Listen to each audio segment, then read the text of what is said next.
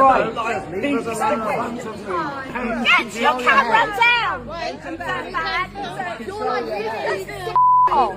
On Monday the 5th of August, a group of people went to a cafe in Regents Park for some refreshments. What happened next made national news. Palestinian protesters have been accused of anti-Semitism. This was a demonstration at a performance last night in London of Fiddler on the Roof. We were going into the cafe just to get some drinks and stuff, like to chill out. We came with my friends into this cafe. We just wanted ice cream and coffee. We joined the queue. As soon as we joined the queue, we saw a group of people, elderly people, very angry, asking us to leave, to get out. They were very, very, very rude, very threatening. All right, just ignore them. Leave it. Oh my God. Why are you not here? Why are you here? What makes you think you've got the right to tell other people where they're allowed to be? And there's a couple of women kind of holding him back, and he was kind of getting out of their grips and sort of, pulling his arms out. And I was quite alarmed and worried. He just continued to shout, and the women were shouting at us who were with him.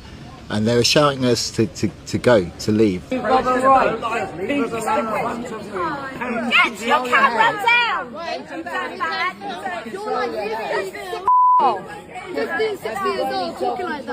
One of the women asked me why I was filming, put your phone down, and then she called me dirtbag, animals.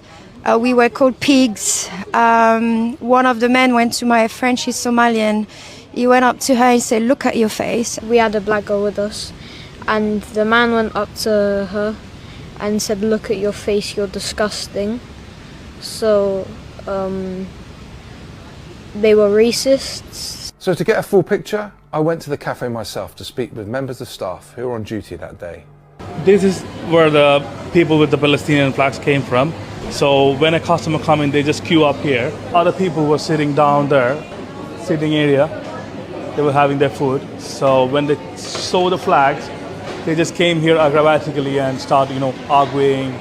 Who would you say was the aggravator and causing the trouble here? Yeah, there was a old man, which was he was so aggressive towards one of my other manager as well. That's why we were forced to call the police. I went over to one of the guys and I just said, obviously it's a restaurant, so I'd rather you take this outside type of thing. And he started to get rather aggressive with me. And then in the end, I asked the police to come and remove him. To be honest, it seemed more like they were the aggressors. The guys with the Palestine flags, they just came in. They were just peaceful. They were just going about their way. And I think people just didn't like the fact that they had the Palestine flags in there. From what you saw, did they come in to buy drinks and ice creams, or did they come in to protest? Oh no, they were in the line. They were coming to buy things. They did not. To me, it didn't seem like they were protesting at all. They had their flags. They were carrying their flags, but they came to buy stuff.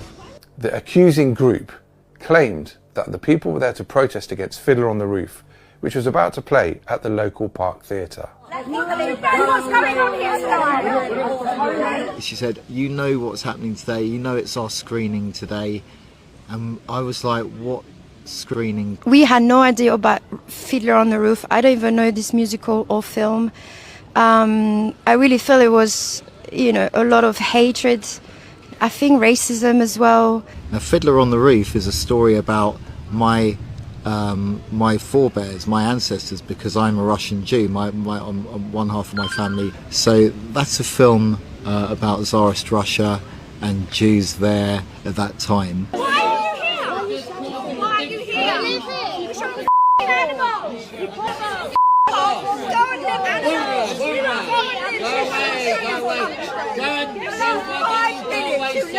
Ignorant like you. Journalist Emma Guinness of The Independent then wrote a very damning article of the whole affair, as did GB News, the Jewish Chronicle and other media outlets. I noticed that article spoke all the way through from the perspective entirely of the people who assaulted us. A newspaper like The Independent should know better than to just spew out that very reactive, inflammatory interpretation of events. And we were with a kid as well, 11 years old. We just wanted ice cream. And then our faces are all over Twitter. We're even in The Independent calling us Jew haters on GB News, I believe, you know, anti-Semitic. It's disgusting, really.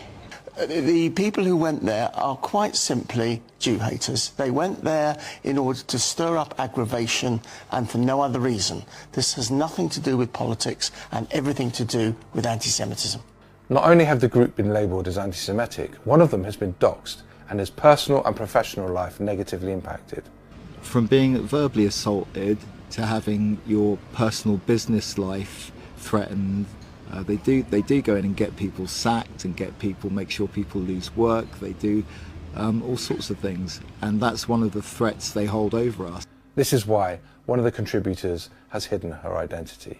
We're just wanting ice cream, and it took a really dark turn. And I'm the person who was filming, because I knew that our faces would be all over Twitter, because they've done that before.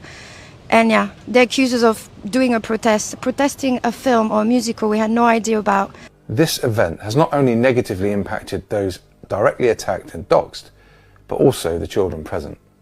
They're being very aggressive and abusive. They call us anti-Semitic. How did that make you feel? It made me feel pretty distressed and like scared, because I didn't know what they were going to do. Emma Guinness, The Independent, GB News, Jewish Chronicle, do you have anything to say on this matter? Perhaps a new article or an apology would be prudent.